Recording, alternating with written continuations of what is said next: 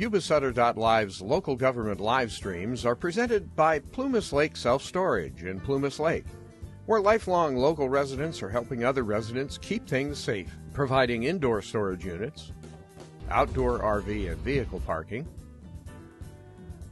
moving supplies, and Penske truck rentals. Details at plumaslakeselfstorage.com.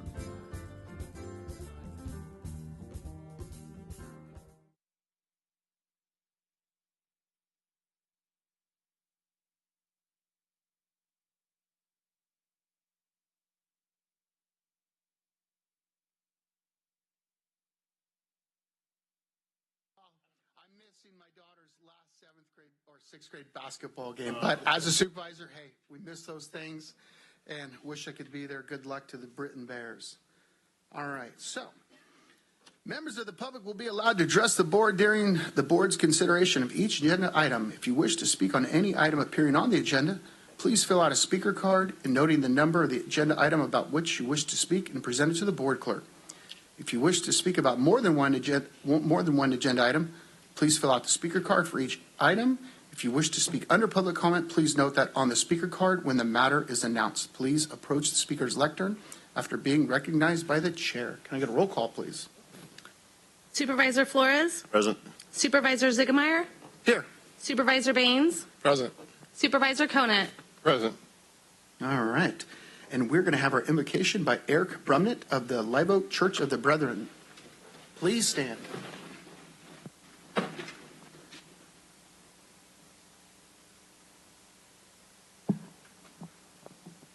Good afternoon. Thank you. Today, I come with our denomination's Advent devotional.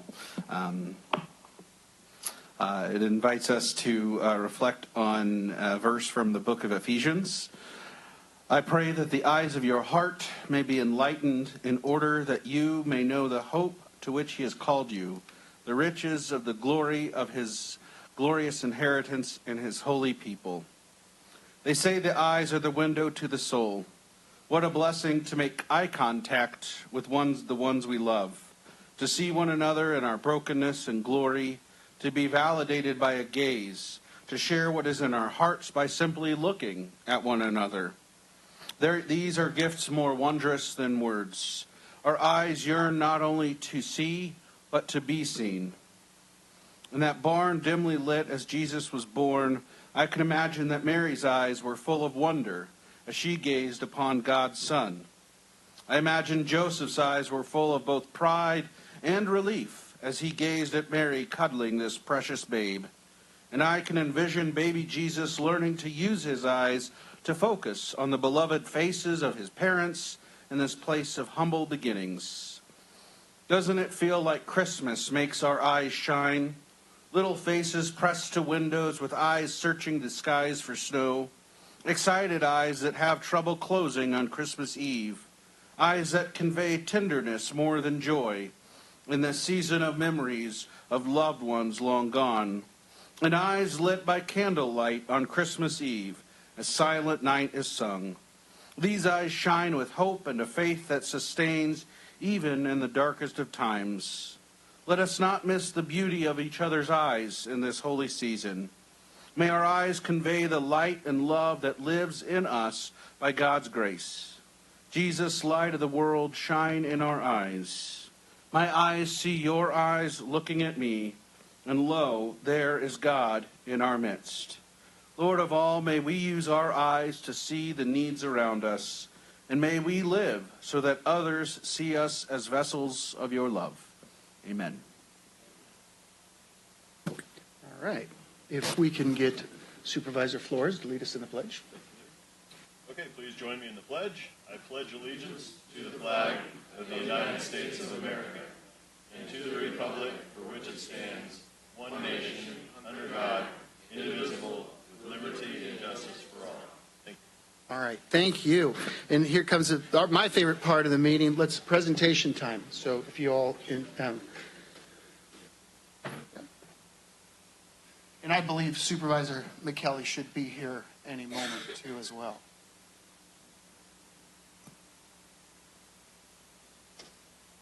Paula, can you come on down? Okay, yeah, first of all, I want to introduce Paula Scott Bicknell here to the crowd. If you're from this area, you know the family very well. Her father is Gary Laughlin. Her brother's Pat Laughlin of Strommer Realty. My goodness, I look at this plaque and, we all get together and we like to, applaud our community and those that are setting an example for others in the community. And when Paula's name came up over her achievements from writing and so forth, I want to read this out. The Sutter County Board of Supervisors wishes to acknowledge Paula Scott Bicknell for her outstanding achievement as a best-selling novelist. Her achievement is a testament of what can happen when one follows their dreams. From the Sutter County Board of Supervisors. Now, when we give you this plaque, I feel like it should say Bicknell/Laughlin, just / whole family. Because the love and commitment that what this family does for the community is unreal. Her husband served this country, continues flying helicopter today for fire.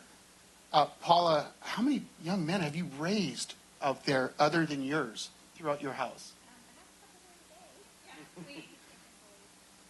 So it's amazing. I can't imagine how many boys have learned to work because of your family out on your ranch and so forth. Her father was kind enough to do all the drawings for the SYO Hall in Sutter that we just finished up. And it's so amazing to have an author of this caliber in our community. And we love looking at your books. And your wife just started. Yeah, and it's amazing, and we love what you do, and it's an outstanding, and please continue, and we want to thank you and give you this plaque on our behalf, and just praise you for all that you do and your outstanding writing. Yes, absolutely.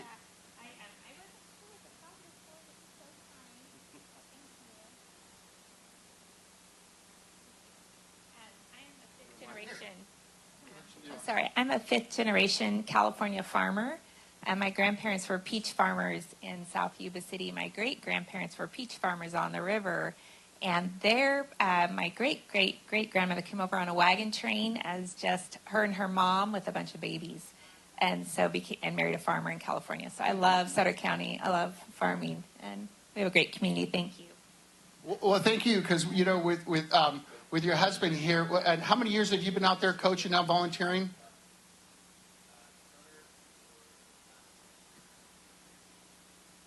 Yep, and he was part of the league championship this year, section championship last year and the year before. Thank you very much both for all that you do. We really appreciate it. Thank you.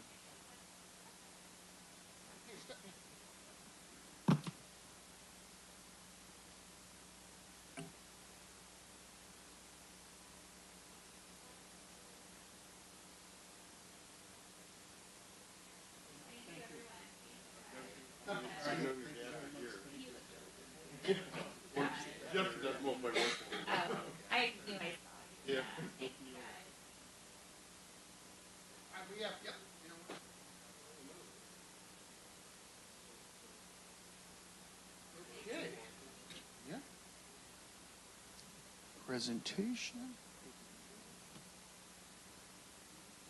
We're going to do Emiliana. Can we get you? Can you come down, please? I'll let you stand right there. Thank you. On July 14th, 2012, Emiliana, did I? Yes, sir. Okay, right. Thank you very much. Was hired as a correctional officer with the Sutter County Sheriff's Office. Emiliana moved to this area in 1994. In 1999, she left to serve in the United States Air Force. Thank you for your service. Emiliana presently resides in Yuba City with her 19-year-old daughter, Rosalie, and her 15-year-old son, Danny. Emiliana is a valuable asset to the county, employs positive demeanor, and can do attitude or appreciated by staff throughout the office. She's dependent on her co-workers and is willing to go the extra mile to help ensure the division is operating as smoothly as possible. Thank you very much for everything, and we appreciate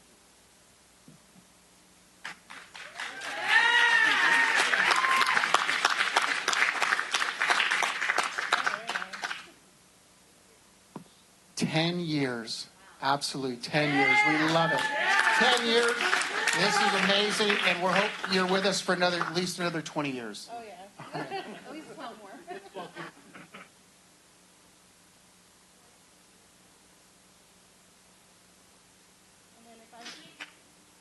Absolutely. Come on down. Absolutely. We would love that. Come on down, kids.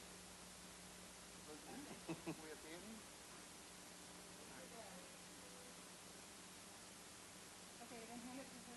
Do you mind taking a picture?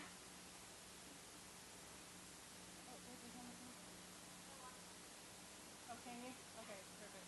Come on in right here. Right here. There you go. I'll come to the side. Thank you.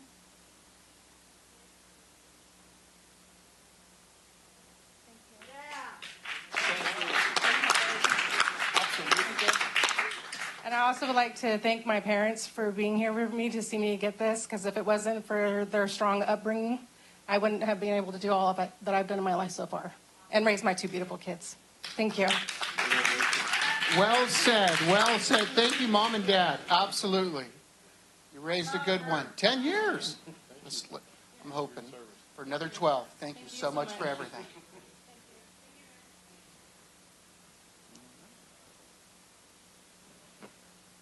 Paula Kearns.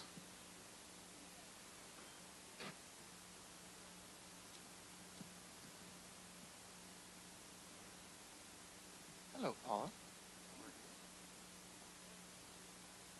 25 years. Wow. It's incredible. So awesome. After graduating from CSU, Sacramento in the spring of 1997 with a master's degree in social work in hand, Paula began her career with the Sutter County HHS in August of 1997 as a social worker with Child Welfare Services. Paula has worked in many social service programs with children, family, disabled, and elderly adults in an array of positions. She has held the position of social worker, social worker supervisor, social service program manager, and has now been a branch director for children's services for the past 4 years, providing oversight to a myriad of programs that serve the children and families in the community to ensure their safety and well-being to grow and thrive together. Paula provides leadership to over 70 employees in the children's branch who work in partnership with many community agencies and other county departments. Dedication and caring for our most vulnerable children and families, embracing changes both day to day and system-wide, honoring and serving all with equity, and inclusion. Providing effective and efficient service to our community are values we strive for every day. The work is both challenging and rewarding, and having stayed in the power of 25 years of service is quite an achievement. Thank you for your 25 years. Absolutely amazing.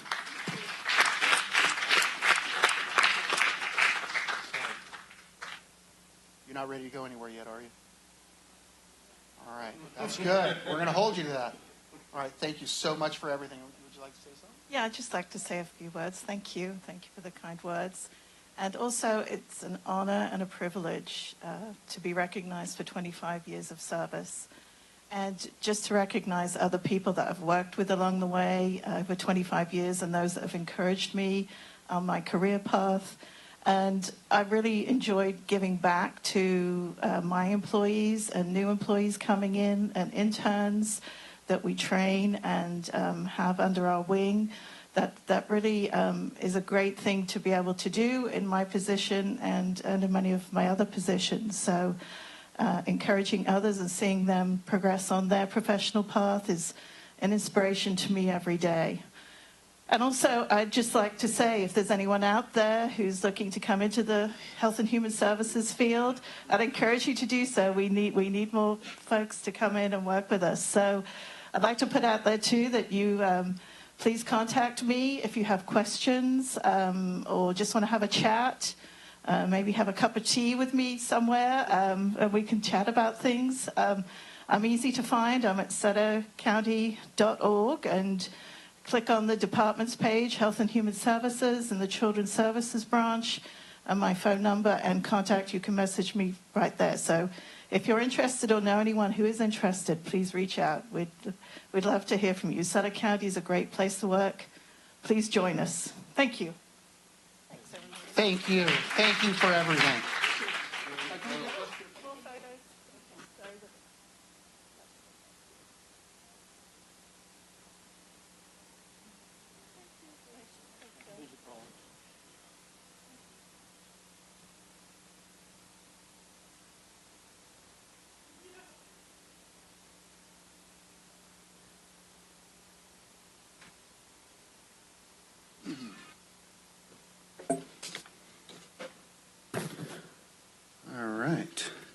All right. We're going to move on to public comment. Members of the public will be allowed to address the board on items of interest to the public that are within the subject matter jurisdiction of the Board of Supervisors.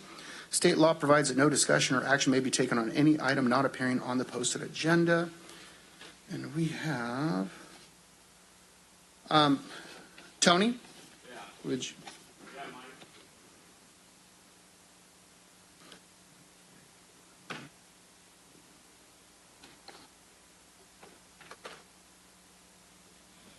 Tests. Yeah, here to thank everybody, City Council, the Board of Supervisors, thank everybody. Thank the Sheriff Department, thank the Marine Corps Hoorah guy, thank Nick and Deborah, thank Steve, and also thank the community leader Liz down there, and thanks Carmel Bain, Dan Flores, Mike Ziegler, Matt Conan, and Nicholas Mitchell. I also think another Mitchell guy, George. I also think Sarah, Leanne, Mrs. Santa Claus. I also think everybody. I think everybody here. He did good service here.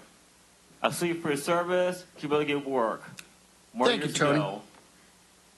Thank you very much. We appreciate that. You're welcome. Liz Cervantes.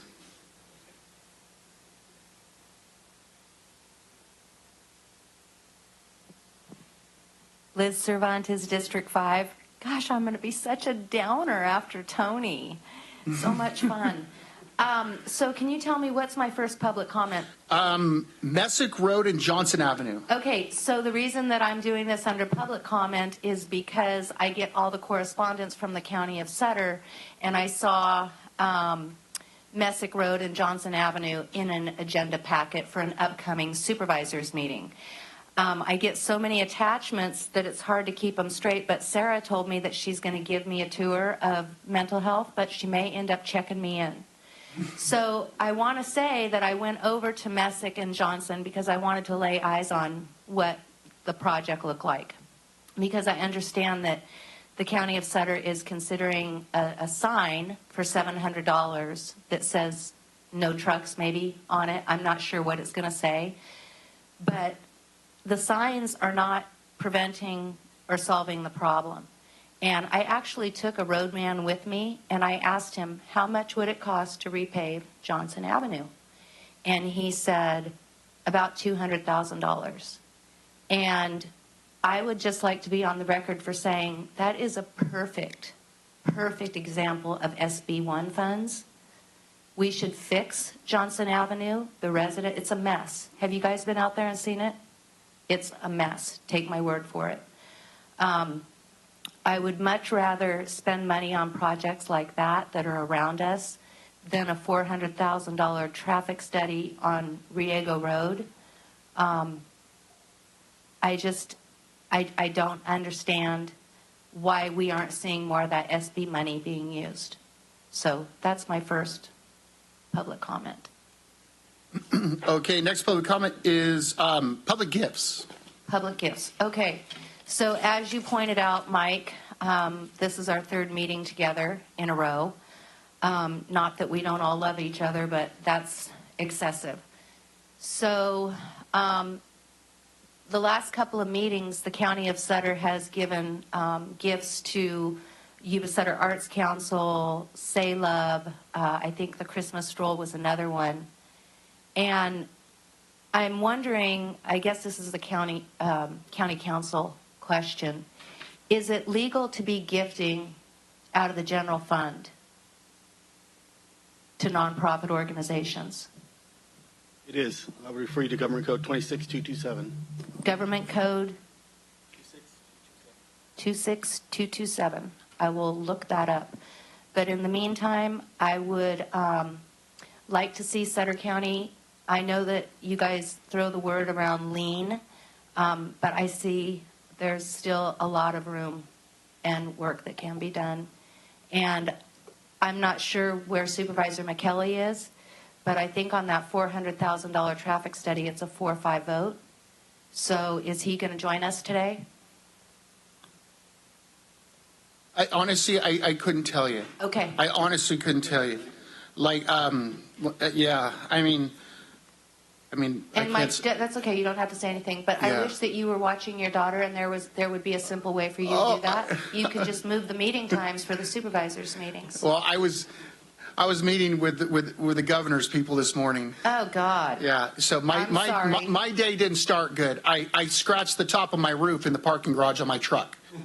So those signs that say 6'4", No, they those say are not six. They say 6'8". Well, whatever. Because took a picture of everything. Those are not true. You don't need that such a Because big it took me a lift half kit, hour baby. just to back out, and so I got, not too happy about that Well, this you morning. weren't driving a Gavin-approved vehicle. Yeah. So that was this morning on the way to the meeting in the parking garage. So thank you, Liz. Thank you very much. I appreciate that, and everything you said right there is we got it down.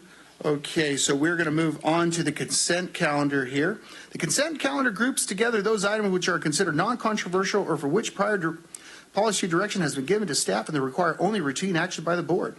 The chair will advise the audience that the matters may be adopted in total by one motion. However, the board may, at its option or upon request, or if a member of the public consider any matter separately.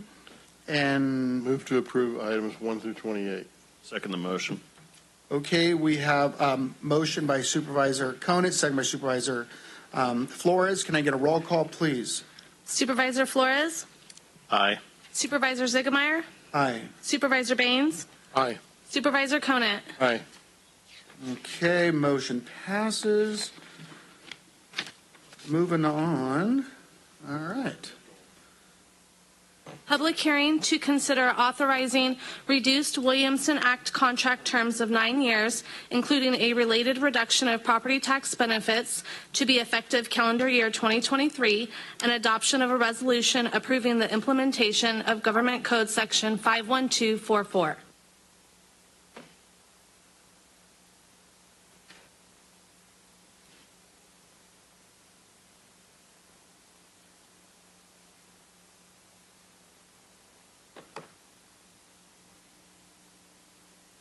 Good afternoon, Chair Ziegemeier and Supervisors. Neil Hay. Sorry, I've got a few things on the agenda this afternoon, so I wanted to get prepared. And also to clarify, as one of my presentation items, I'll be able to explain some of the expenditures related to SB1. But going to this matter, so public hearing regarding the Williamson Act. So this is an annual action by my department that essentially is in regards to the properties within the counties that have signed up for a Williamson contract. I believe everyone's aware that the state has not reimbursed for the county for essentially the tax revenues associated with these properties. But once again, it's been an annual item that the matter before you includes the Williamson Act contract being a 9-year term as opposed to a 10-year term. As a result of your board action today, should you approve it, then all of the affected property owners actually are given until April 1st. It's language that's included within the staff report, but they would be given until April 1st should they want to contact the county and opt out of the program. There's no, I'll say, direct cost to the county. The staff report does include the amount that was provided by both the assessor's office and the treasurer tax collector's office, as in essentially the potential revenue from the Williamson Act. To date, the county unfortunately has missed out on $2.3 million of reimbursement from the state. And our department, the county, has not made aware of any plans for the state to offer reimbursements to the counties that partake in the Williamson Act program. And with that, I'm happy to answer any questions. We're going to open up for public comment. Is there any public comment? We're going to close the public comment. We're going to bring it back for the board and looking for. Through the chair, I just have a question for Neil. Did we submit a request for those funds reimbursement? Have we submitted like a letter or some sort of request? Actually, with the annual submittal to the state includes that language, and essentially it's like so noted. I can see if we could draft maybe a specific letter that has maybe some additional request. But usually it's an annual, like I say, submittal to the state, kind of stating the facts for our county. Yeah, I think if we did an additional letter, then I'd move approval of this recommended action. Oh, wait, another question. Yeah, or more of a comment. So the Williamson Act is a program that was set up many years ago, and I believe Sutter County's been in it for, what, 4 years now, Neil? Isn't that correct? Since September of 2000. Yeah, so 22 years now. And for about 20 years now, the state has not paid the subvention funds that were promised to the counties, all the counties in the state, from the inception, I believe, in the 50s or something that was originally set up. Sutter County was one of the last counties to sign up. Yuba County is the only agricultural county in the state that's not part of the Williamson Act. The idea of the Williamson Act is to preserve and protect agricultural lands and keep it open space for habitat and farming, and that's what it does. But the state is such a wonderful partner; they haven't paid it for 20 years, and I think it's more than $2 million now that we're behind the arrears. It's a lot, and it's just frustrating. And we need that money, and we all signed up under good faith, but the state, in its greater wisdom, has not paid it. They actually talked about it this year for a little bit, but then they decided not to pay it after all. It didn't get through the legislature. And it's not, I don't know the entire, I think it's like less than $100 million a year that it costs the state to pay that, but they had a $5 billion surplus, but they couldn't find $100 million to pay the counties the money they owe them. So anyway, that's my pet peeve. I'll get off my horse. So I have a motion. I'll second it. And I have a motion by Supervisor Flores, second by Supervisor Koenig. Can I get a roll call, please? Supervisor Flores? Aye. Supervisor Ziegemeier? Aye. Supervisor Baines? Aye. Supervisor Koenig? Aye. Motion passes. Moving on to item number 30. Introduction of an ordinance amending Section 1780-210, 1780-525, 1780-530, and 1780-545 of Sutter County Code of Ordinances, Chapter 1780, relating to floodplain management, waive the full reading, direct the clerk to read the title only, and continue the item to January 10th, 2023 for adoption. So for this matter, these are changes to the county's floodplain ordinance as essentially mandated by FEMA. So the county participates in the National Flood Insurance Program, and we currently have a community rating system score of 6, which entitles a 20% discount to citizens in the county that have flood insurance policies. So in order to maintain the CRS score of 6, in addition to a number of other things that the county and our department and staff does, FEMA has put out to all jurisdictions that they need to modify their floodplain ordinances appropriately. And your staff report includes the kind of a track changes version of the changes to the ordinance. I could highlight a few. For example, it clarifies the definition of an accessory structure. Currently, our ordinance says that an accessory structure is 450 square feet. This actually raises it to 625 square feet. It still essentially defines it as a two-car garage. The reason why that's important is that can be exempted from the flood restrictions if someone needs to build that. And, for example, add that onto their residence. It provides a definition of an agricultural structure, which obviously is important to Sutter County for the number of buildings that we see constructed yearly. It adds some language kind of clarifying what flood resistance materials are. Sometimes that gets called into dispute between contractors, property owners, and our building inspectors. So once again, it will clarify. It specifies the freeboard requirement. And essentially that would be, designates that it's the lowest floor and that it has to be a foot above the base flood elevation, which like I said, this is to essentially standardize the flood policies across the country and all the agencies that participate in the NFIP.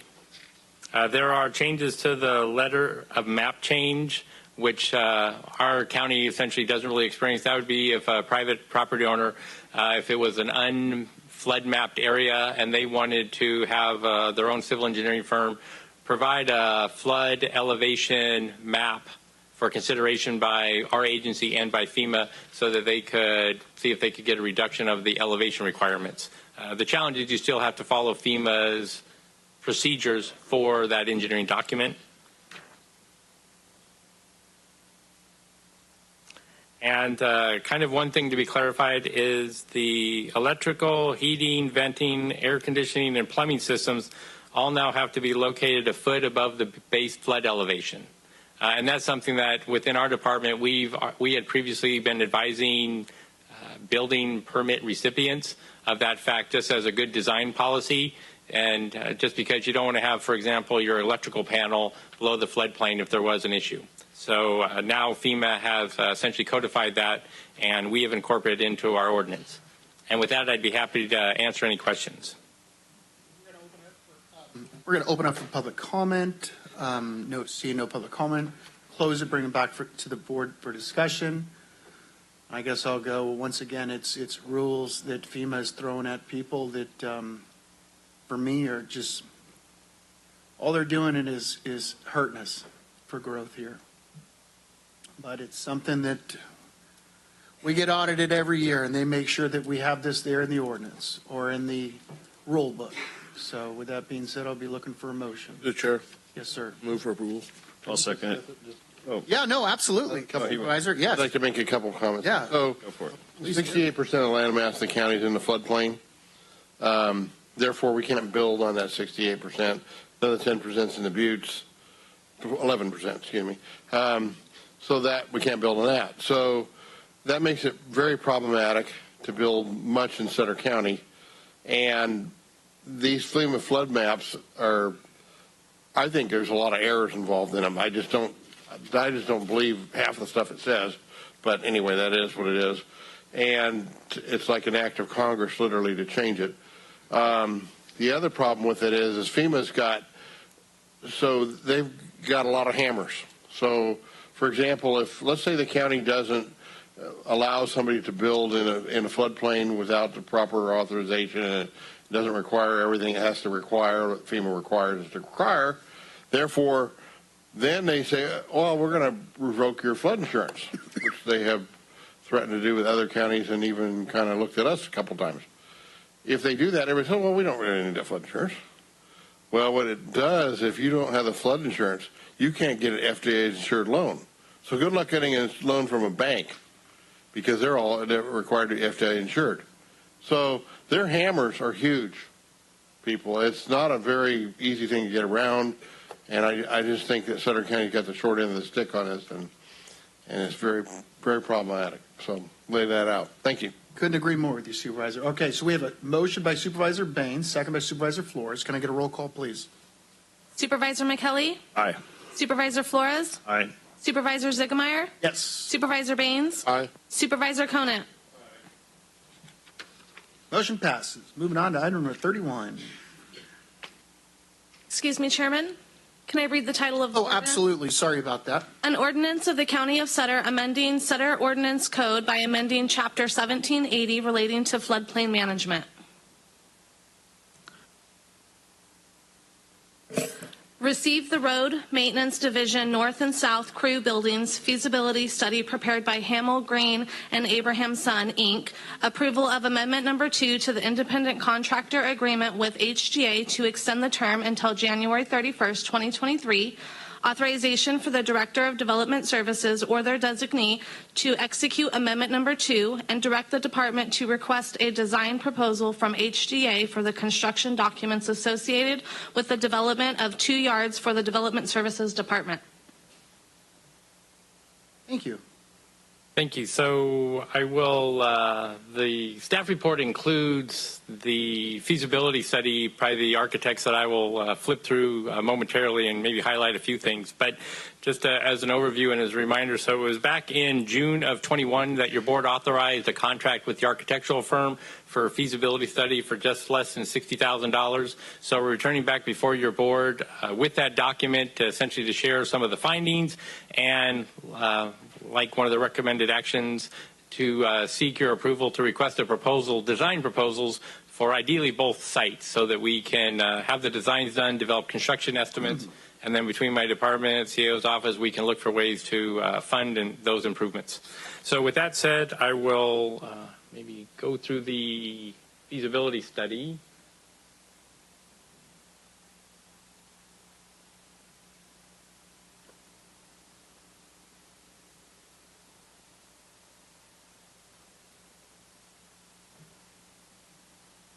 So this is essentially a schematic view of the site on Acacia Avenue to remind you of that property. So it was purchased in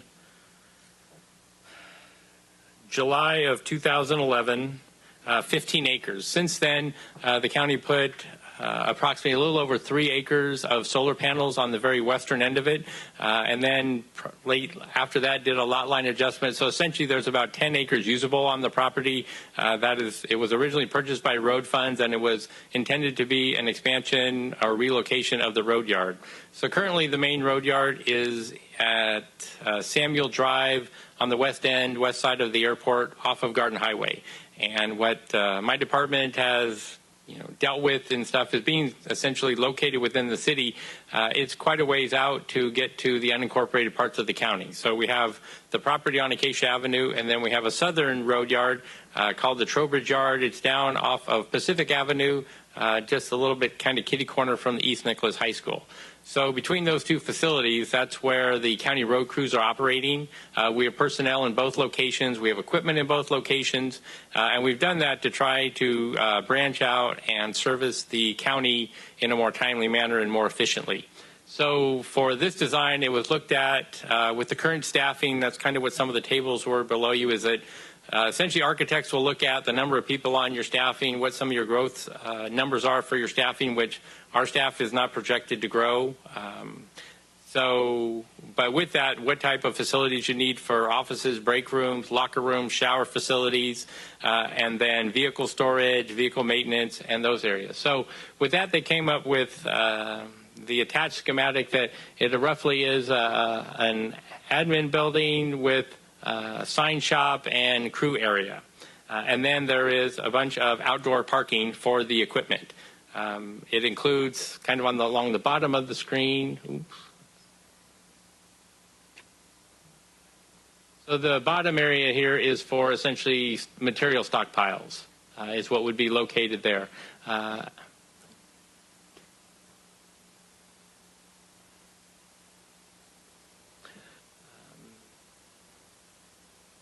So the gray area is essentially where the vehicles would be parked, the various equipment that we have, and then the parking around the building is for crew and staff.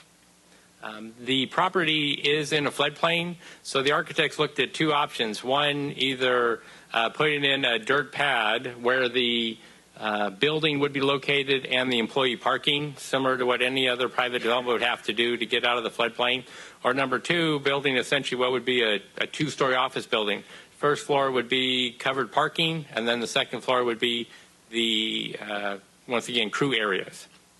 The equipment parking areas don't have to be elevated.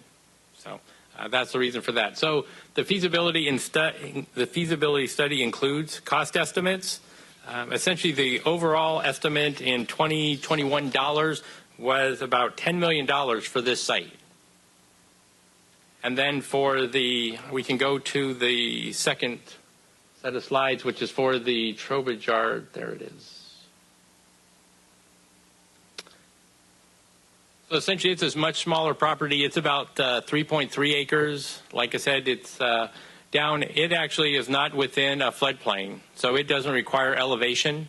Once again, it has areas for stockpiles, and then and there's an existing area for equipment storage. And then we make improvements to a building in order for staff. Right now there is a very small kind of break room with offices that the staff is using. We have between 6 and 8 staff housed down there or showing up there and being based there. And there is the potential that as the Sutter Point, for example, comes online, and over the years that this location will become essentially more important because of servicing that community and that development and the needs of the infrastructure. So that's why we wanted to look at this facility and what it would take. It is the improvements that are planned there. Let me get the cost estimate.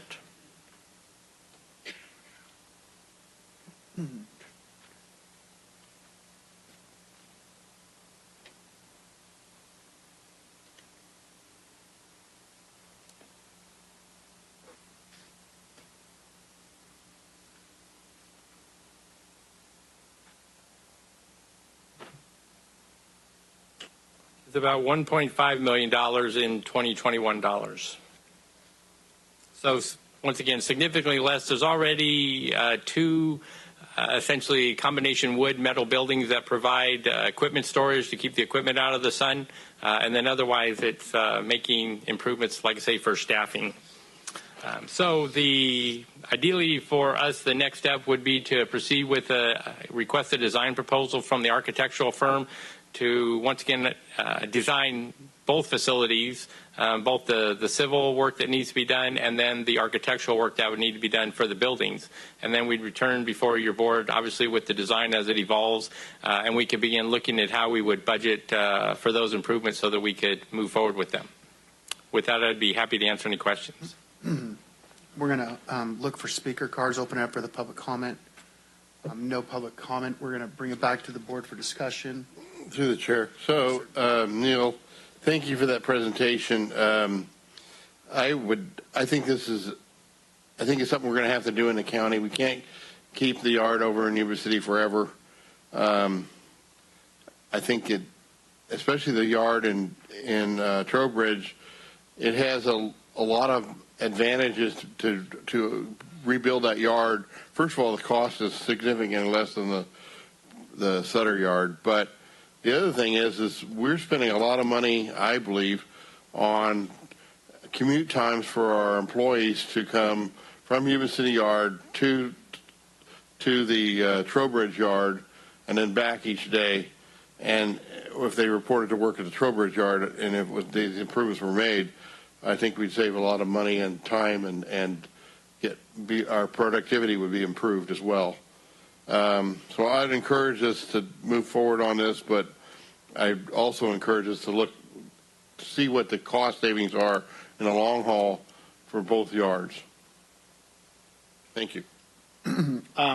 Any other more discussion? Through the chair. Yes, sir. Through the chair. I think, in an indirect way, unfortunately, this just shows the importance of the levee work that we need to have done through DWR and through the state, and that now it's not just affecting our residents, but it's affecting us as a county, our costs to have to build something on stilts, right? That's ridiculous. And I'm going to, obviously vote to approve this, but I think this is something that we can take to our lobbyists and say, hey, look, this isn't just affecting our residents. This is affecting us as a county. It's costing us more money to have to build facilities within this floodplain. Thank you, Neil. All right. Okay. So biggest thing is you and I, we sat through the committee last week, actually, and we talked about this. A few things we talked about. First of all, one thing, do you mind bringing up the map real fast, please? The one that showed the plot plan that showed all the buildings and so forth. I forget. Yeah, right there. Okay, so what you're looking at there on which would be the west side, I believe, where the gray is. You want to point it out there, Neil, where the grass fields are going to be right there? Okay, so you're looking at more or less practice fields, possibly. This is all possibility. Nothing's set in stone. With access towards the side right there, a couple concrete benches. I agree with my colleague here. it goes back to costs. All right, no one's approving anything. I want to know, is it going to save us any money? How much is it going to cost? And then how are we going to pay for it? Biggest thing. I know a lot of you guys are wondering the same thing. That's the biggest thing. We're not going to. We have a yard at the base of the buttes that we barely use. So that's a property that we can sell or talk about doing whatever with it. It's right there. You and I, we discussed that at the committee hearing as well. Where does Yuba City go when there's a high water year? They bring their stuff out to Sutter. Where is the Office of Emergency Services at? At Sutter Fire Department in Sutter. CHP is there, Yuba City is there, everyone's there. It's in case something happens, that's where everyone goes. Biggest thing is, like I said, you know, going back to feasibility study, that's what this is. This right here is we're getting a cost on this.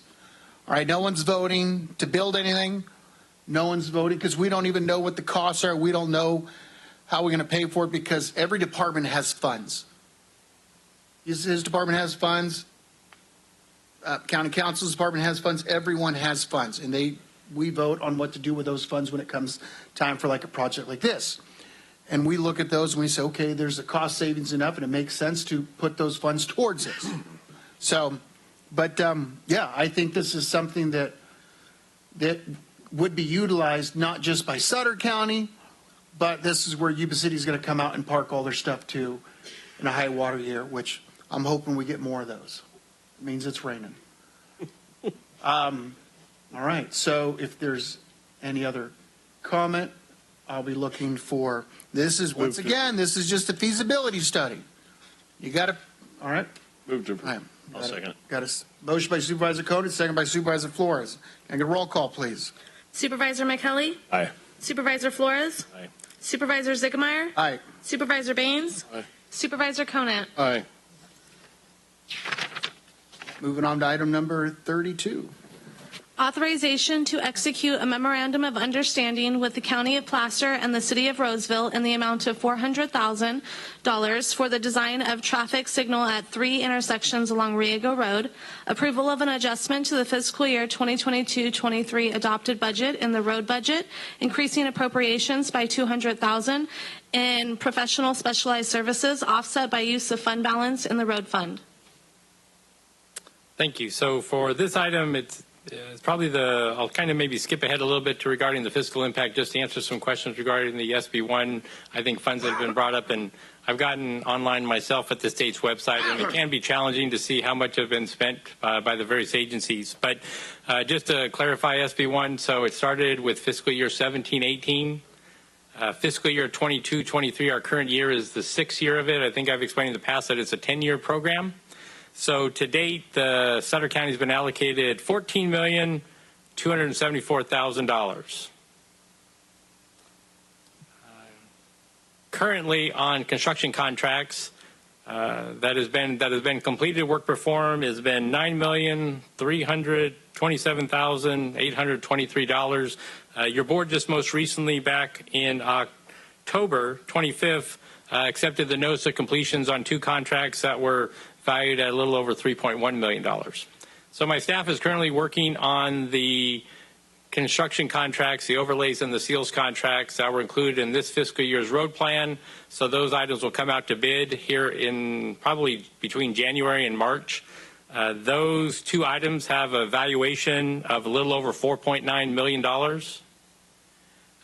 So when that is done, then the county will have spent $14,265,000, which is $10,000 below what's been allocated through this fiscal year. Excuse me, Neil. This kind of leads me into where I was at this morning. So this morning, I spent the morning with Antonio Villagrazo, who is the infrastructural liaison to the governor. And tell me about it. But the one thing that they pushed is regional. It's deals, which is what my colleagues to the left work on literally a weekly basis with Placer and Sac County. I'm only an alternate on those, where these gentlemen sit on those committees. And the biggest thing was Riego Road was a big topic. and getting the federal government's going to give 50, hopefully $60 billion to the state of California for different projects. And we want to be at the table to try to fight for every dollar we can and try to get some of that, because that benefits Placer County, Sac County. What's a 2-lane road is we want to be a 4-lane, and it's going to pull the pressure off of I-80. And so I just wanted to bring that up. Great. So, but like I said, regional approach, because it affects 3 different counties. So with that said, so I wanted to explain that, our department, I will say we had one kind of slow year, fiscal year 18-19, where we didn't execute the contracts. We had one, we had to reject bids, and it kind of set us off. So we've recovered from that, and so I say this year's road plan is rather robust. It lets us address a number of roads and a fair amount of mileage. But once we get through, those contracts this fiscal year, then we will have essentially spent all but about $10,000 of our allocation of SB1 to date. There's about 4 more years worth of allocations. And just to make you aware, there are some other projects that, previously your board has directed staff and the department to work on. And so we have essentially a pipe culvert replacement. We have a bridge replacement. We have the intersection improvements at Oswald and 99 that we're partnering with Caltrans. And then there is the Riego Baseline Road that I essentially wanted to try to talk about now. So what's before you is an MOU, a Memorandum of Understanding between ourselves, Placer County, and City of Roseville for the design of traffic signals along Riego Road. So it's 3 intersections along Riego, essentially Pleasant Grove North, Pleasant Grove South, and Locust Street. Locust Street is essentially right at the boundary between Placer County and Sutter County. And those are all intersections that are 4-way stops, and they are maybe 3 to 4-way stops, excuse me. But those stop signs create, obviously, traffic backups at commute hours. I personally have been out the intersections and observed them. And so in the conversations between our department and our corresponding, neighbors, we have worked towards trying to, what would be an interim improvement to improve the traffic along that corridor. As your board's aware, there's various considerations to widen that corridor to a 4-lane road and all the things that go along with that. There's a grade crossing and there's a bridge that needs to be widened. So there'll be it's a very long-term solution, and ideally it will rely upon both developer funds and federal/state funds. So not just county funds. So this MOU is just to allow for the design. Placer County has taken the lead as the agency. So what happens is that over in Placer County, which is on the south side of Baseline Road, the north side is the City of Roseville, they have a development called Placer Vineyards. Placer Vineyards is under construction, and in their agreements with the Placer County, they have to fund traffic signals in Sutter County at these 3 locations in the future once they get to a certain number of dwelling units. They're not there yet. So, but the county is looking, obviously, to get the improvements at the intersections made as an interim step. So they've come to our county, and we've trying to partner. Everyone may be aware of, there was previously a lawsuit between Sutter County and Placer County over the Placer Vineyards and Sutter Point, and as a settlement agreement, it essentially required the agencies to cooperate and work together.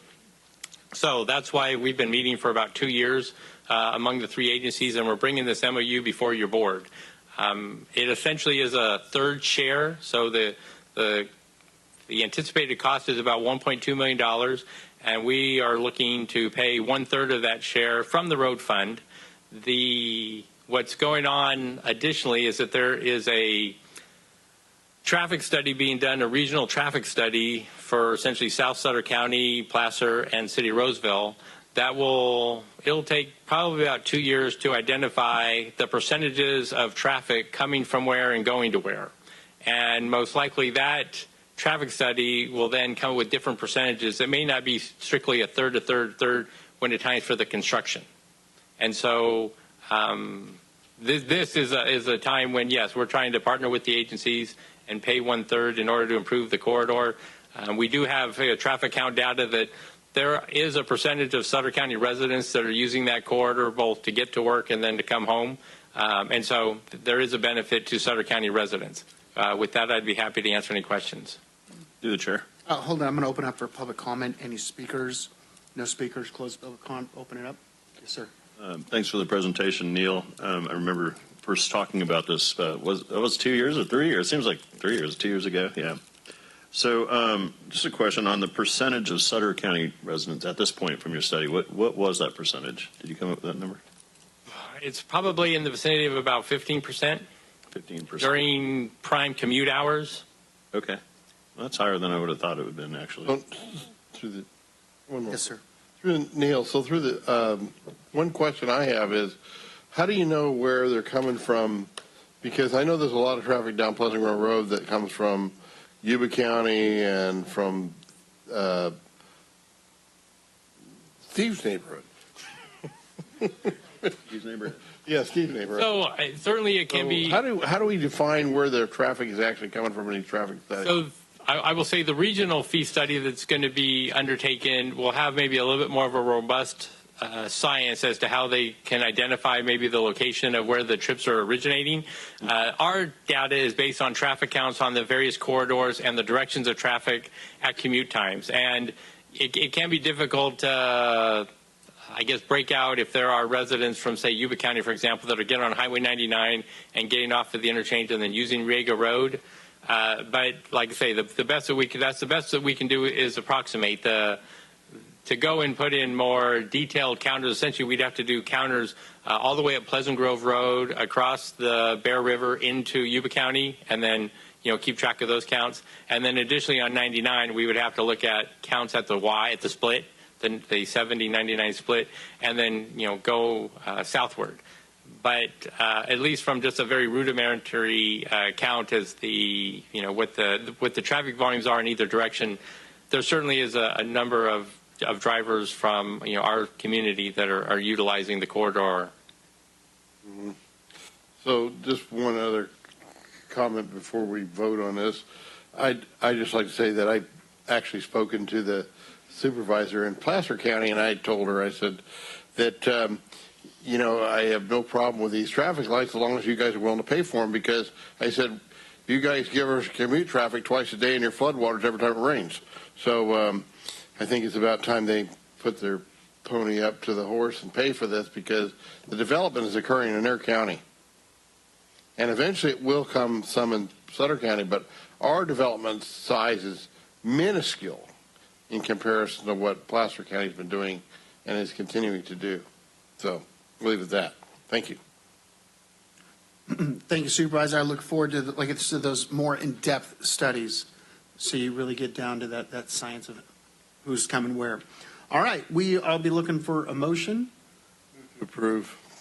I'll second it. Motion by Supervisor Koenig, second by Supervisor Flores. Can I get a roll call, please? Supervisor McKelly? Aye. Supervisor Flores? Aye. Supervisor Ziegemeier? Aye. Supervisor Baines? Aye.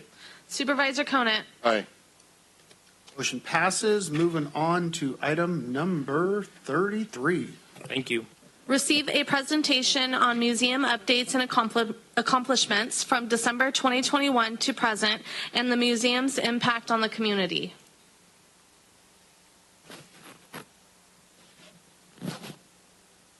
All right, good afternoon, everyone. Honorable Chair and Board of Supervisors. So for context, I began my position at the Sutter County Museum last December, so now is a good time for us to share with you all some of the items that the museum has accomplished and some of the services we have provided for the Sutter County community in the past year. And so the mission of the Sutter County Museum is to share local stories that strengthen community bonds, that inspire the celebration of our diverse cultural heritage, and to demonstrate how understanding the past prepares us for the future. And we have a unique organizational structure within the county. So we are both a department of Sutter County, and we have a nonprofit museum association that provides additional funds to support our operations. So Sutter County provides staff salaries and benefits, utilities, building and grounds maintenance, and other basic business expenses, including postage, printing, and insurance.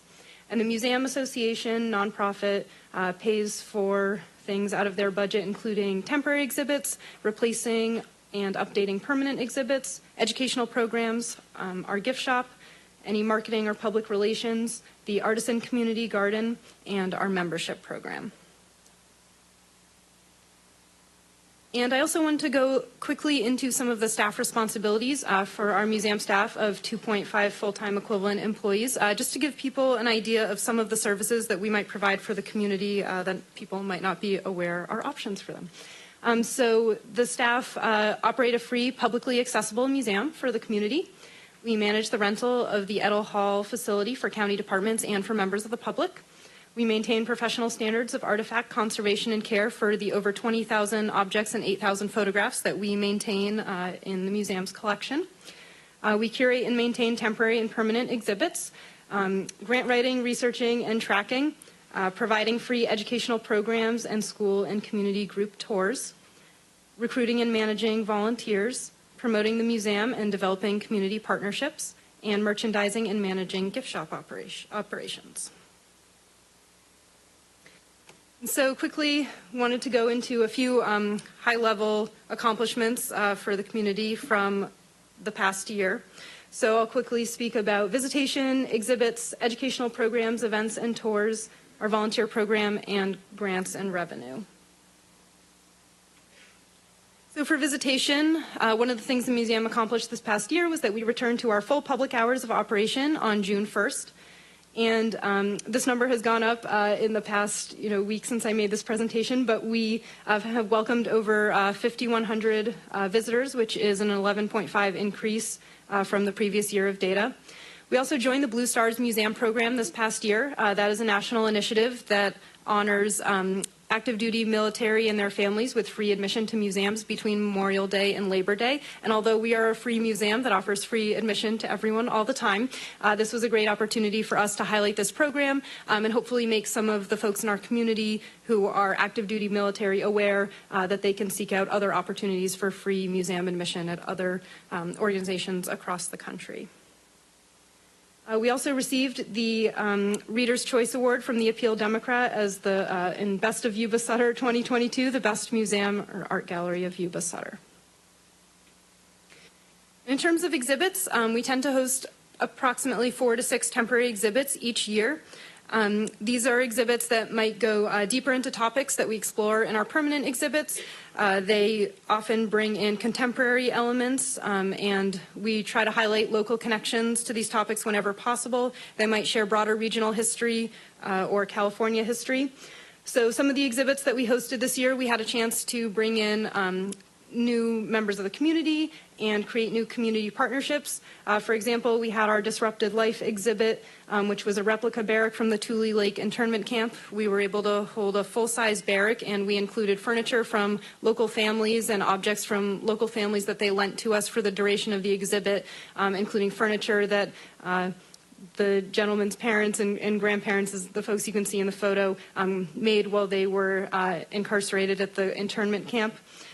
We also were able to display through a partnership with Sutter County Elections as a part of the Newest Americans exhibit original documents relating to naturalization and citizenship in Sutter County over 100 years ago. And we also offer educational programs and tours. This number has also gone up, but since in the past year we've hosted over 1,500 people at free educational programs at the museum. This includes school and group tours, our exhibit receptions, kids' movie nights, other children's programming events like origami and author reading days, our artisan community garden programs, which focus on nature and outdoor environmental education. And we also launched a new speaker series at the that has monthly speakers that delve into topics on local history or topics related to our current exhibits. Even just this past weekend, we had a kids' holiday Christmas extravaganza program with Santa and free cookies and juice, and we had over 260 attendees, which might be a new single program record for us. And our volunteer program, we would not be able to maintain our level of service to the community without the volunteers. Our volunteers they've provided over 2,800 hours in the past year, which is a 115% increase from the previous year. And we've also had services from 53 unique volunteers, which is a 51% increase from the previous year. And our volunteers support museum operations, including the front desk, managing gift shop sales, assisting with maintenance in the community garden that we run, and also assisting at public programs and events. So they do a lot to serve our community as well.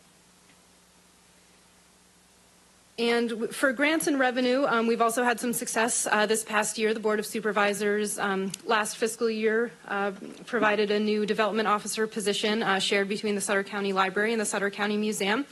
And through her efforts and the work of the team at the museum, we've brought over $23,000 in revenue for Edel Hall rentals. Our nonprofit museum association received a $10,000 grant through Yuba-Sutter Arts and Culture's re-grant program of NEA funds that they were able to grant to us so that we could commission artworks from local artists in the community. We also we applied for and received one of 6 free bookings of the Chinese Pioneers exhibit, which opened today at the museum and will be up into February of next year. And so thanks to the generous support of the Henry Mayo Newell Foundation, we were able to receive a sponsored booking. And we also have a couple of opportunities pending for over $400,000 that we hope to bring to the community. Our Humanities for All grant in $25,000 would bring funding to add a new permanent exhibit to the museum. And just earlier this month, I'm really excited to announce that we moved on to the final stage of the second grant there, the $383,000 grant from the California Natural Resources Agency. So we are now in the final stages of this long and competitive grant process that began in March. And should we receive this funding, and you all voted earlier in this meeting to allow us to apply for this funding, we would be able to provide a comprehensive exhibit on fires and floods of this area. We would also be able to add updates to our Nisenan exhibit and Gold Rush exhibit areas in the museum. And this would also allow us to develop educational programs that directly support the local schools and teachers in Yuba-Sutter.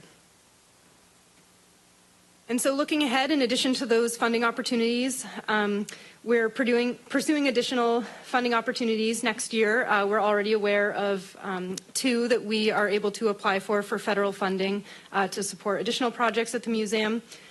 You can also, if you come by next year, you may be able to see those artworks that I mentioned that we're commissioning from local artists in the community. These will hang in the main gallery of the museum and will showcase some of the key topics in the history of Sutter County. And then we will also be offering plenty of educational programs for free for the community. Thanks to a sponsorship from the Early Risers Kiwanis Club in Yuba City, we'll be offering more kids' movie nights next year. We'll continue our free Sutter County Museum speaker series. And then we look forward to developing more robust school programming that can support our local teachers and schools. And lastly, we're working on a project to add some additional updates to our outdoor spaces, working with tribal partners and the U.S. Army Corps of Engineers and Sutter County General Services to add a native plant garden that would have, in addition to the plants, it would have educational resources for people to learn about some of the local plants that are native to our area.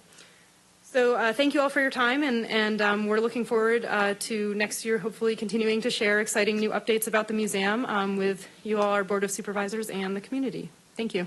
Thank you, Molly. Thank you. We'll bring it back to the board if there's anything to say. Through the chair. Yes, sir. Yeah, thank you, Molly. And I just want to say, I believe all 5 of us were at the Trees and Traditions fundraiser, and I was really surprised to see the turnout. I mean, we had a really good turnout there, right? And it had been a couple of years because of COVID, and gosh, I feel like it was twice as many people since before the COVID. And so anyways, really happy to see that.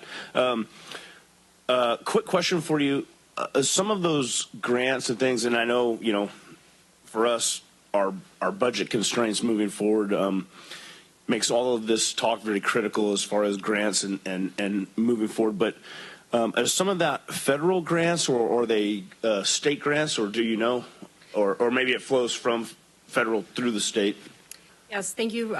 Thanks for giving me this question. I think one thing I do want to mention about grants for us is that our grants work a little bit differently than some of the other state and federal grants that the county might be used to receiving. For us, we are able oftentimes to choose the projects that we request funding for. So we are able to request funding for things that support our operations. So the $383,000 one, to answer your question, that's through a state agency. The California Natural Resources Agency was chosen to allocate, it's, I believe, $47.5 million in funding through their museum grant program. So we were able to apply for funding for a project that we've been wanting to add anyway, and have been working with the Office of Emergency Management and others on. And then the Cal Humanities one, that's another state agency. The ones I mentioned for next year, those are both federal funding. And so, for example, should we receive the $25,000 grant, we have about $10,260 of that allocated to support staff salaries and benefits for museum staff time to complete the project. So some of that would go to directly offset the general fund. And should we receive the $383,000 grant, I believe that's $75,000 to $80,000 over 2 years that would support staff salaries and benefits, again, to help offset the general fund. So that's why we're seeking out these funding opportunities. Okay. Thank you very much. And again, I just want to, thank you to you and to the whole museum association and everything for the board who, it was just really a wonderful evening. So thank you very much. Thank you. Molly, thank you for all your hard work and your group's hard work and all the volunteers' work. It was a great event at the Trees Tradition fundraiser you guys had, and I'd like to thank you and really support you guys on your grant writing that you have collaborated with the library and have a grant writer that's working on these grants. That's fantastic. And I'd also like to thank the volunteers that have done so many projects at the museum over the years. I think a classic example on your page 4 of your presentation, it shows this Yuba tractor. The Yuba tractor was rebuilt by volunteers in the museum that donated all that time. And if I'm not mistaken, Mike, your company built the pads for it. Yeah. So a lot of local input and a lot of local volunteers have done a lot of work on that museum over the years. That's just one example. And I thought it should be called forward for the public and the support of your museum. Thank you. Thank you. Thank you. The one thing I loved about going that evening, first I've been to the museum twice now this month, and it's amazing when you're around people that have never been in there. And they're like, well, what in the heck? This place is amazing. Because they didn't know. They had someone had given them tickets, a friend of a friend said, hey, go to the fundraiser. And they show up and they're like, well, I'm bringing my kids back, or our grandkids, or friends, whatever. And it's awesome to see the families, because there are some families that have been around here. Matt's almost 100 years old. So there's a lot of family, over 100 years. And the Kelly family, and your family's been around here forever. And you see that in there. You see the history, and like you said, it's really neat. Other than that. This Friday, I believe, was it Thursday? When do we have our inter-city government meetings? I believe it. Either way, we are starting the discussion with the city. We're starting the discussion with the city. And how much have you received usually from the year? How much does the city kick in every year to the museum? This past year, I know that the city sponsored our event, our Trees and Traditions event. They provided a $1,000 sponsorship to our nonprofit. They've also, in the past, they've pledged $5,000 to us for the flood exhibit, so we were able to show that as matching funding when we applied for that $383,000 grant. Well, we're working with big things. Like I said, we're working with Yuba County and the city of Marysville. I think our museum stands out. I think it's an amazing place, and it should be literally a real community museum, not just the Sutter County Museum, but the Sutter Yuba Museum, I believe. Through the chair. Yes, sir. If I could, actually, we should be probably talking to the city of Live Oak, who actually just, brought in some new city council members, so they might want to be involved with the Supervisor McKelly, Sutter County Museum as well. I think that's we'll invite them to the table too, because I think that makes a lot of sense. You're right. All right, well, thank you very much, Molly. Appreciate everything that you do. It's awesome to have you on our team. Thank you. And congratulate, happy anniversary. All right, we are going to move on to item number 36 and 37, which are just correspondence. 34, oh, well, oh, look at that, trying to get past the meetings. He's like, oh, supervisor doesn't want any more meetings. Adoption of a resolution establishing a biosolids ordinance ad hoc committee to review and revise Sutter County Ordinance Chapter 715 and appointment of 2 supervisors as members. I gotta use the rest. Thank you. This is closely related to that. Thank you, Honorable Chair and Supervisors, Steve Smith, County Administrator. Back in 1998, the county adopted an ordinance that prevented any biosolids from being dumped, if you will, on Sutter County, in lands within Sutter County. In 2016, SB 1383 was passed. You may be familiar with that if you recall some discussions with RWMA or Recology, because it had to do a lot with the reduction in organic waste and pollutants. But one specific section is regarding biosolids. Counties can restrict biosolid dumping, but you can't just have a blanket restriction against it. So after research, County Council did a great job researching this. We recommend that the board put together an ad hoc committee of 2 supervisors to review and then come back with a recommendation to the board on how the ordinance could be changed to comply with law. Again, you can still have some restrictions, and I think that's something that can be explored in that committee. All right, I will volunteer to be on that. I'll do it too, Mike. I was very active in the first initial banning of biosolids in the county, just because there's different kinds of biosolids. You have really clean biosolids that are probably very good fertilizer additives for our agricultural operations, and then there are other ones that have a lot of heavy metals, and they have to be extensively tested, and they change throughout the pile where they're collected. So testing is absolutely critical, and a lot of testing is critical. And our county just decided at that point that it was probably something you didn't need to get into because people would try to take shortcuts, and the people trying to get rid of biosolids want to get rid of everything. They don't really care that you don't want biosolids with heavy metals in them. So anyway, I support this, and as long as we have good teeth in our new initiative, our new plan we're going to have for the biosolids, I support it, and I would be willing to volunteer again. Through the chair. Oh, hold on, let me check for speaker cards, open up for public comment first in case anyone wants to say anything.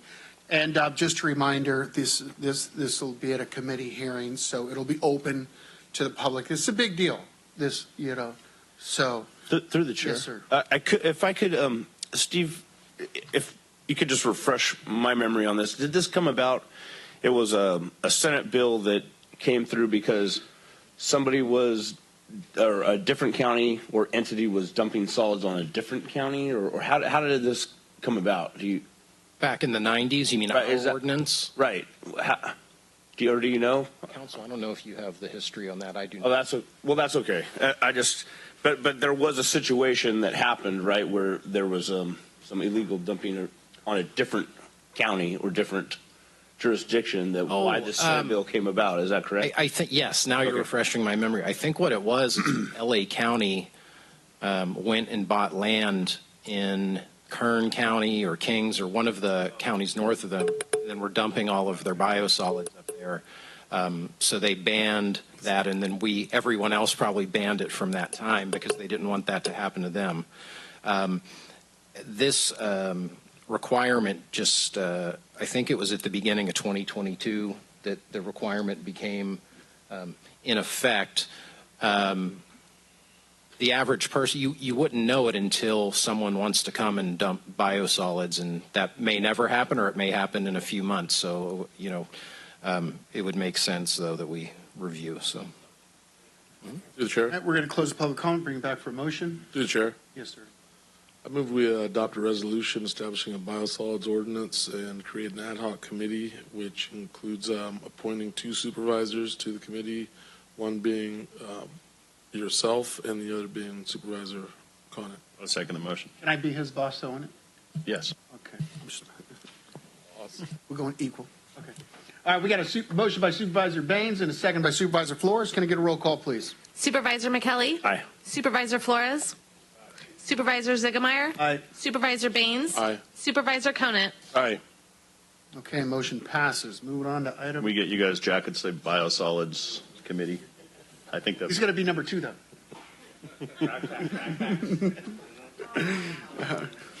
Okay, let's follow up reports and announcements. Steve is number 35. oh, thank you. I don't have anything official, but I did want to say, we're approaching the end of the year here, and it's been quite an interesting year, full of challenges, but it's also been great. And getting out into the community so consistently and meeting people. I met so many great people that are part of the community this year that I hadn't had the chance to meet before. So it's been a good year overall, and I just feel blessed to be part of the community. Thank you. All right, we'll start. Start out over here with the future chairman. I'm going to pass. I don't have any announcements to make this time. To say to Molly, sorry, I think the chairman forgot the left side of the room here when we were doing the compliments. So I just want to, so sorry. So I just want to let you know, I just did basically what what they said already, but you've just done an amazing job, you and the staff and all the volunteers that work for the museum. The things that you've done in the last year have just been amazing. So keep up the great work, and we'll keep up supporting you and making sure that museum is a great place to continue to visit. Ditto from the other person on the left side. The other person on the left side, yeah. And then I just want to wish everybody a Merry Christmas. I think, Steve kind of mentioned it's been a pretty interesting year altogether for sure. Double that for me. But we made it through. It's the end of the year. We're going to start 2023 off fresh, and I'm really excited about it. And we're going to take everything head on and go for it. And we're going to make Sutter County the greatest county in the state of California, regardless of anything that happens. And I look forward to continuing working with the staff for Sutter County, working with my colleagues here on the board. I think we've done a tremendous job this year holding the water in the dam all the way through, and just working with all the citizens of Sutter County too as well. So Merry Christmas to all of you. Thank you. Supervisor Conant? Yeah, I just as well like to wish everyone a Merry Christmas and a Happy New Year, and spend a lot of time with your families this Christmas season, and have a wonderful season together with your families and friends. I'd like to encourage that, because so many times in the past couple of years, people really couldn't get together as much as maybe they could have this year. So I encourage you to do that. Have a good time. Thank you. Thank you, Mr. Chairman. Same here. I don't have anything to report from the district, but it was an interesting year for sure. And just want to say thank you, Steve, and the staff, and hope everybody has happy holidays. We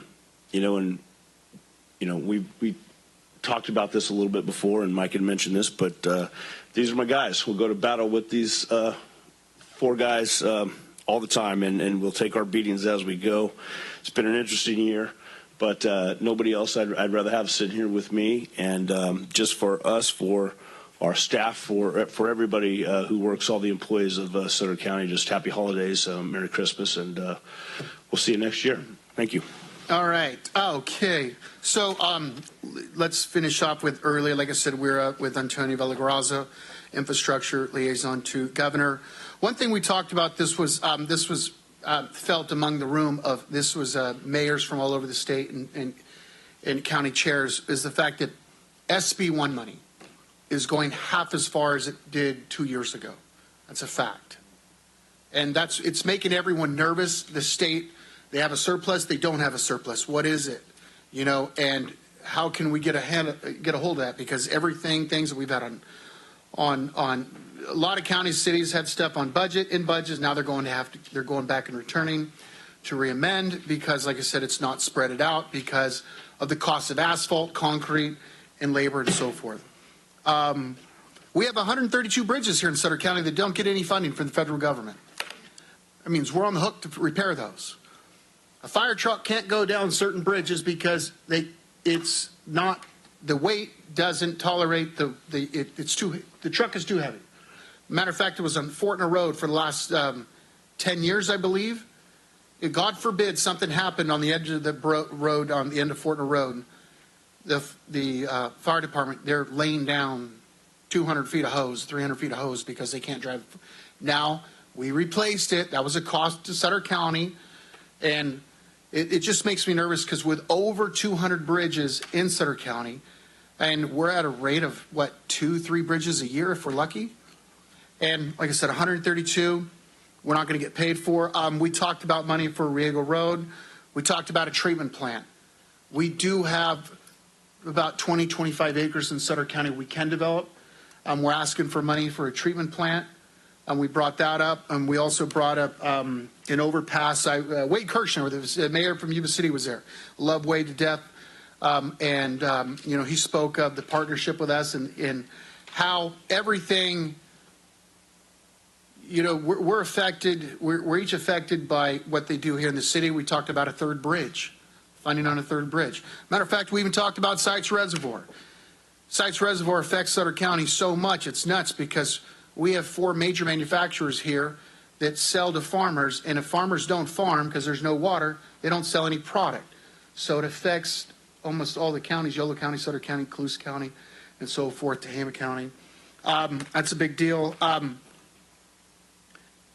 Sutter Point, talked about that. We talked about, just want to throw out there, Sutter Point, these studies and stuff that are going on with Sutter Point, the developers are paying for this. The developers have over $50 million invested in Sutter Point already. That's astonishing, $50 million already invested. We want to see the growth in Sutter Point to help out. This is not a concept that was put together in the last 6 months here. This is over 22 years in the making. Over 22 years, way before these fellows up here. So, and hopefully we can see it come to fruition very soon. That I'd like to see on the agenda in the near future, an economic development manager. I know we've spoken about this for now. I think this is time, Steve. We really have to get on the ball with this. We need someone that could help with grant writing. And I think it would, like I said, this would benefit the heck out of us. Closing, I would like to set a plaque up for Noah Dunham, who's getting a scholarship to Washington State. I believe it's the first time in almost 20 years we've had a scholarship given for that caliber of athlete. So that's amazing. I believe he's a straight A student, which is awesome in itself, and get a full ride to play for the Washington State football. And sorry, this is my last meeting pretty much as chair. I'm getting it all out. You got to bear with me. Okay, so biggest thing is, you guys, we all have good days, bad days, and so forth. And I know some of you guys think that we're mad at you or whatever. And it doesn't just go with, it goes, sometimes we don't see eye to eye with staff. Doesn't mean we don't want to work with staff. They're part of the team. You're part of the team. Sutter County, we all live here. We all want to see it do better. We're not going to break the piggy bank to make it do better, but what I'm getting at is we have tough skin. We don't hold grudges is what you think, and reach out and give me a holler. Talk to any one of us if you want to talk and let us know what you think we're doing wrong or whatever. Seriously, give us a holler. Pull us aside and say, hey, because we respect your opinion. And maybe you got some good ideas, but just let us know. All right, it's good to hear it. Nothing's wrong with being criticized. That's what we signed up for. If we don't want to get criticized, want to go pout, then we're doing the wrong job. So, but I want to thank my colleagues for an amazing year. Thanks, guys. Thanks, staff, and thank you, Gina and Stephanie, for always laying out a piece of gum and everything. And keeping everything perfect. Seriously, they're amazing. We'll see you guys next week. Well, actually, we need a motion. And yes. No, motion to for the plaque. Oh yeah. Motion by Supervisor Conant, second by Supervisor Baines. Can I get a roll call, please? Supervisor McKelly? Aye. Supervisor Flores? Aye. Supervisor Ziegemeier? Aye. Supervisor Baines? Supervisor Conant? Aye. Motion passes. FY, my daughter's team, I just looked at my phone right there because she was going to text me the score. They're winning 10-2. This will be their first win of the season, last game of the season, so I'm excited for them. Oh, you know what? Hey, this is what we signed up for. You know what? Sign up. All right, so we are going to adjourn the meeting, and we'll see you all in a couple weeks. Have a great Christmas. Thanks,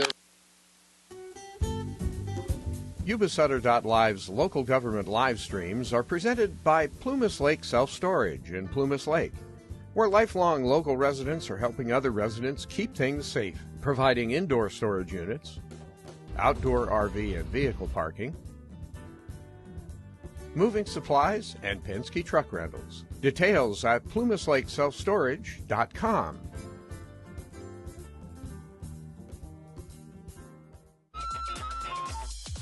Skip's Marysville Music Cafe, with lessons, in person and personalized. Instruments including guitars and amps, horns, strings